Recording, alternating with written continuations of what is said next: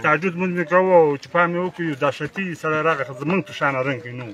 ما ورته وویل ملکه کار ته خو داسې زمونږ په رقم نه ما ته ویل تاسو زما د امت نه یاستئ تاسو زما د امت نه یاستئ بس زه چې په ځان پوه شوم زما خولې کې دغه نه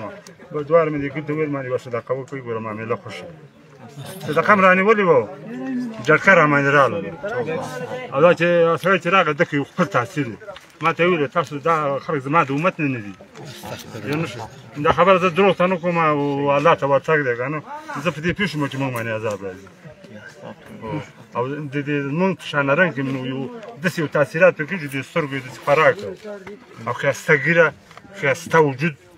ښایسته جامه دا شپې د صفت راغی او زما لمونځ کول د تهجد او دغه ټایم کې بس زما مخې ته راغی همدا چې دا خبره ما ته وکړه ما دې کلي ته وویل مالې عذاب راځي د الله خاطر وکړئ مال مونږ واخیسته په 2000 او زه مال 15 ډوډۍ راواخلې دا د ګیخو مونږ د بارانه په علاج کړو او الله تعالی را باندې عذاب راوړي او ټوټه د کلي دلش نفر شهیدان شوي 20 الله دې بس الله تعالی دې زر سره وکړي الله تعالی هم بنده بیړۍ روانه کړي الله تعالی هم نرخ دي